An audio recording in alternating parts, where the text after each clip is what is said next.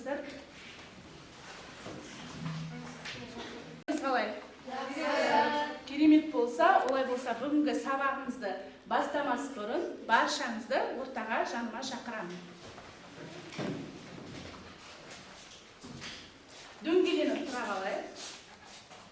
Менің қолымда сіздерге тосын сиқырлы сый бар, яғни қағазға оралған, соны бір-бірден тезірек таңдай алайық.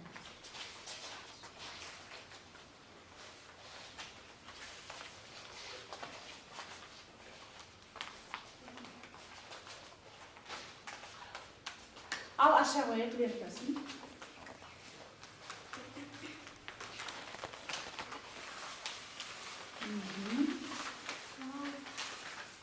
Өте жақсы.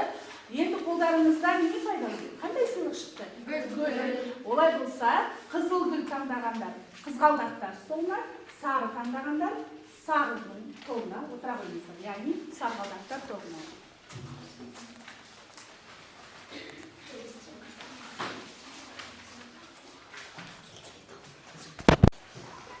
Мен қазір сіздерге ашық микрофон әдісі арқылы қолдарыңызға микрофонды ұсынамын. Яғни бірінші топта біздерде қызғалдақтар, екінші топта сарғалдақтар. Енді сіздерге ашық микрофон бірінші топ қызғалдақтар тобының сұрағын қойғым келіп тұр.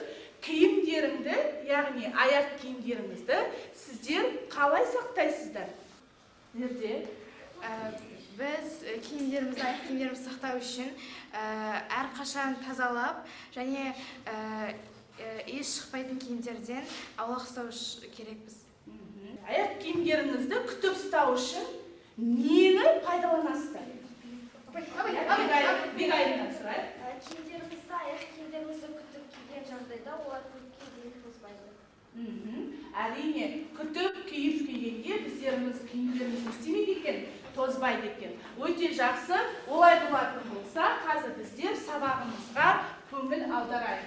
Бүгін біздер балалар, сіздер өздеріңіз таңдағандарыңыздай, бүгінгі біздің тақырыбымыз күн жартысын дәптерлеріңізге ашып жаза қойып. Бүгін 16 мамыр сабағымыздың тақырыбы сәндік гүлдер түрлері, гүл өсіру шаруашылығындағы көктемгі жұмыстар. Жақсы, жазып болса, бүгінгі сабағымыздың оқу мақсатына тоқталатын болса, сәндік гүлдер түрлерін өсіру технологиясын зерттеу және сипаттау, сонымен қатар қауіпсіздік техникасын қадағалап, оның маңыздылығын сезіне және демонстрациялай отырып материалдарды қолдану. Ал сабақтың мақсаты сәндік гүлдер түрлерін өсіру технологиясын оқушылар сипаттайды, сәндік гүлдер түрлерін өсіру технологиясын зерттейді. Енді балалар, сіздердің алдарыңызға мен қазір бейне сабақты қоямын. Сол бейне сабаққа назар аударыңыз. Табиғаттың бізге берген сыйы қаншама. Мөлдір аспан, таза ауа, құнарлы жер, жасыл желек, атқа аттау, сыңғырлаған бұлақ. Иә, айта берсең сөз жетпестей.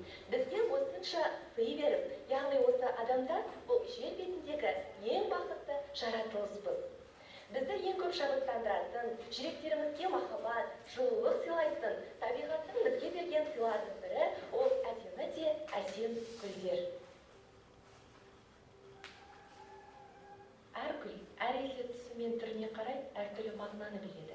Мысалы, шығыс халықтар мен гректер ал қызыл түсті раушан гүлін махаббаттың белгісі деп санаса, испандықтар махаббаттың символын қызыл қалампыр гүлі деп санайды.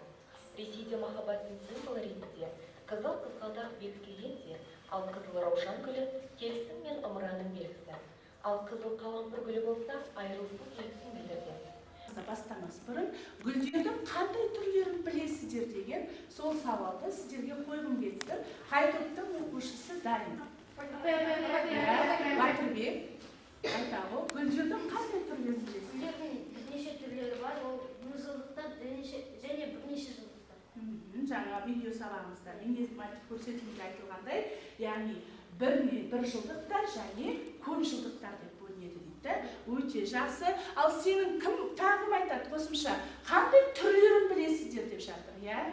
Зерде. Раушан, роза, жауқазын, қызғалдақ, сарғалдақ, Және тағы тюльпан. тюльпан сол раушан қызғалдаққа жатады. Жақсы отыра ғой. Иә. Өте жақсы. Келесі сұрақ. Гүлден қандай пайда келеді?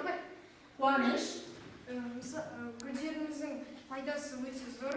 Мысалы, сары түс дегеніміз ол зат алмасу қызметін жақсартады. Қызыл түс дегеніміз мана видеода махаббат символы. Ал ақ түс дегеніміз ол тазалық пен молшылықтың символы. Ал көк түс ол қызыл түс және де мидың психикасын жақсартады. Яғни ойдың ойлау жүйесі өте қызылды жақсартуға өзінің көмегін, яғни септігін тигізеді екен. Өте жақсы, рахмет. Гүлдер қалай өседі?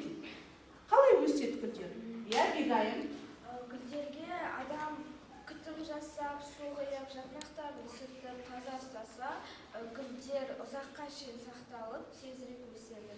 Өте жақсы, рахмет оқушылар. Енді оқушылар өздеріңіз атап көрсеткендей, гүлдердің бірнеше түрлері болады екен. Гүлдер бір жылдық және көп жылдықтар деп бөлінеді екен.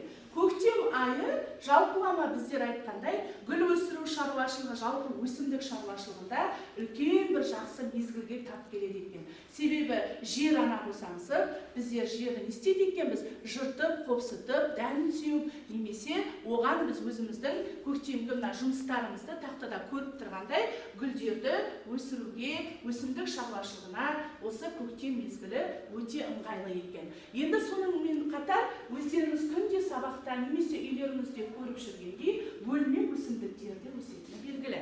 Бөлме өсімдіктерін жалпылама қазақшалап айтқанда алыс жақтың өсімдіктері деп атайды екен. Неге?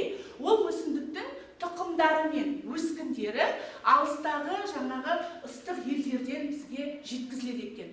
Бір өсімдікте бір немесе бірнеше тұқым болады екен.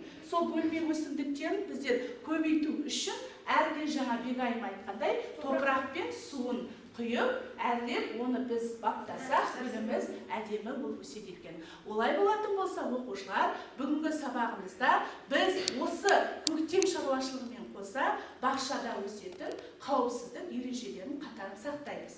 Бақшада өздеріңіз алдарыңызда көріп тұрғандай, мына жерде көптеген жаңағы бақшаның құралдарын көрулеріңізге болады.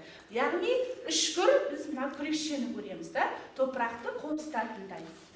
Аша дейміз, немесе топырақтың жаңағы жер ананың топырағын босаңсу үшін, немесе арам шөптерді тазалау үшін аша немесе қопсытқыш күректер қолданады екенбіз. Өздеріңіз көріп тұрғандай, бұл құралдардың мына күректің басы бақшадағы қауіпсіздік жұмысында басы бос болмау керек екен. Немесе мына ашаның барлығының өзінің өткір ұштары бар. Сол ұштары қолымызға кірмеу үшін біз арнайы бау-бақшаның қолғабын киіп барып, қауіпсіздікті сақтай отырып, ережесін, яғни қатаң түрде ұстанып, жұмысымызды жасауға көшеді екенбіз. Енді бақшаға арналған құрал-жабдықтармен сіздер толық таныстыңыздар. Тақтада көріп тұрғандарыңыздай бірнеше құрал-жабдықтарды көрулеріңізге болады екен. Сонымен қатар бізде 2 жылдық гүл атаулары сіздерге қазір жаңа айтып кеткендей фиалка деп жатырмыз, түрік қалампыры, ирис деген гүл атаулары, бұлар 2 жылдық гүл атаулары. Ал енді көп жылдық гүл атаулары бұл пион, нарцисс дейміз, немесе шалша гүлдерін атауымызға болады. Сонымен қатар бұл ландшафтты дизайнда қазіргі таңда дизайнның ең бір жақсы дамыған түрі бұл гүлзарлармен әдемілеп сәндеу болып саналады. Яғни қаланың көрікті жерлерін осы гүлзарлар арқылы сәндесек, біз бұны керемет дизайнның атауы, яғни ландшафтты дизайн деп айтып жатқызуымызға болады екен. Қазір сіздерге алдарыңызға мен QR кодын ұсынатын боламын. 2 топқа телефондарыңызды интернет желісіне қоса қоямыз. QR-ға жақындатып, сіздерге тапсырма берілген болатын, сол тапсырманы орындаймыз.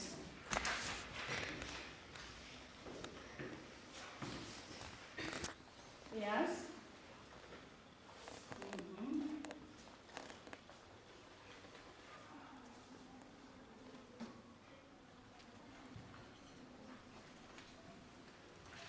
Ашылды ма? Иә. Кім дайын?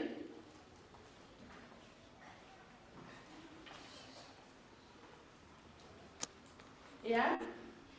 Айта ғой, тұра ғой. Сіздердің қолдарыңызға QR кодты ашқанда телефон. Иә? Не шықты? 3 түрлі гүлдер шықты. 3 түрлі гүлдер, ол біздерде қандай гүлдерге жатқызамыз? Бір жылдық немесе көп жылдық дейді. Сіздерде бір жылдық гүлдерді атайды дейді. Бір жылдық гүлдерді не атайды екенбіз? Иә, жаңа айтқандай, шалшан, пион. Өте жақсы отыра ғой. Енді балалар қарайық.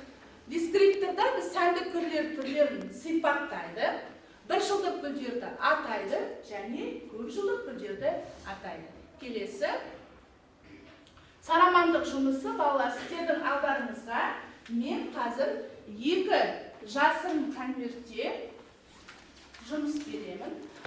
Өздеріңіз көріп тұрғандай, оқушылар маған мына 2 оқушы, келесі сарғалдақтан және қызғалдақтан 2 оқушыдан бірге шыға қояйық, гүл өсіруге. Әуелі топырағын салып аламыз. Тырсиық.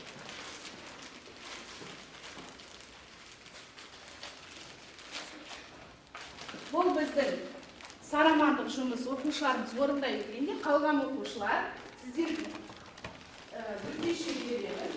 Осы өтешеде сіздер маған жасырын, яғни конверттегі гүлдерді отырғызып орауға көшеміз. Яғни қолдарымызда таяша берілген, сол таяшаға қиылған жапырақтарды істейміз, гүл жасап сәндейміз.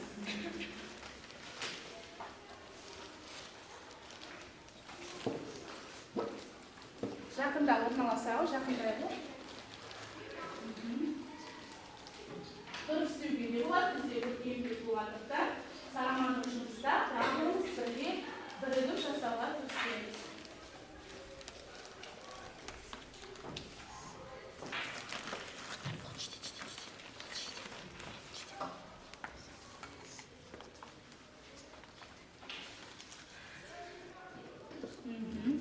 Салдық па? Өте жақсы. Енді осы бөлімізді ортасын өңес қылып. Мен машина шешпейміз. Сыртында. Міне, тұрған. Босаттамыз.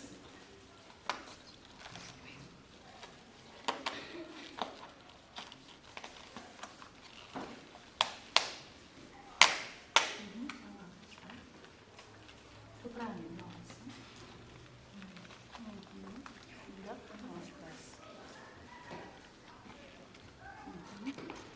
Енді топырағын құрсақ боламыз.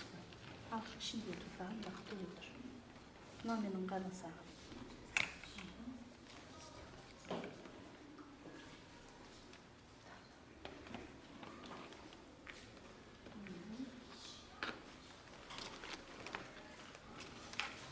Осы толғанша айналасын топырақпен толтыр.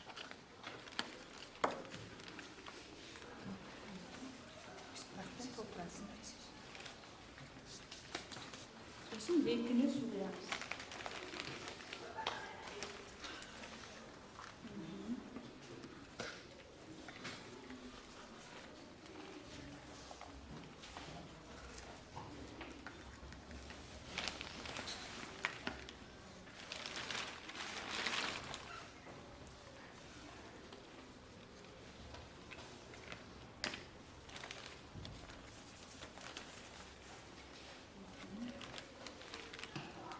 Жақсы. Топырақпен әбден отырғызыңдар, толтырыңдар. Топырақпен ернеуіне дейін, құмырамыздың ернеуіне дейін толтырамыз.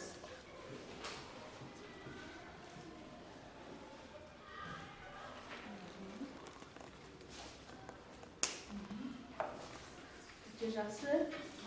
Қайны сізден қандай гүл шықты? Жақсы. Бөлімізді отырғыздың, жапырағын алсадың. Жақсы. Енді алдарыңызда, яғни бізде стақанда гүлдер толғанын толтырған, жасаған гүлдерді саламыз. Сіздер отырғызған гүл қандай? Каламбуэ. Каламбуэ. дұрыс, өте жақсы. Қаламқой гүлінің жалпылама адам денсаулығына пайдасы өте зор екен. Өте де оны денсаулық үшін қолданған екен. Өте жақсы. Келесі сонымен қатар сәндік гүлдердің түрлерінің өсіру технологияларын сипаттап жасадық. Олай болатын болса, оқушылар үйге тапсырма ала қойыңыздар. Оқулықтарыңыздың 95-ші бетіндегі сұрақтарға дайындап келіңіздер. Жасап жатқан гүлдеріңізді толықтай аяқтап, келесі сабаққа дайындықпен келуіңіз сұралады. Кері байланысқа мен сіздерге оқушылар телефондарыңызға, яғни Padlet әдісі арқылы сілтеме жіберген болатынмын. Сол сілтемеге кіре қояйын.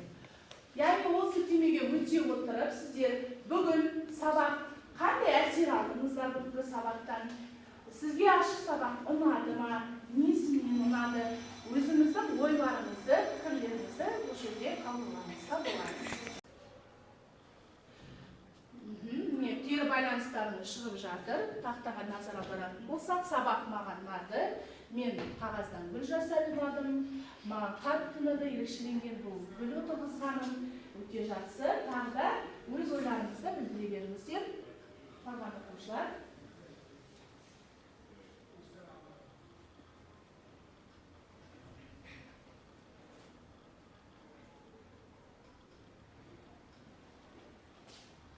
Бүгінгі сабағымыз оқушылар өздеріңіз өз мәресіне жетті. Padlet әдісі арқылы өздеріңіздің жалпылама кері байланыстарыңызды жіберіп жатырсыздар. Бүгін сабаққа қатысқандарыңызға рахмет. Келесі сабақта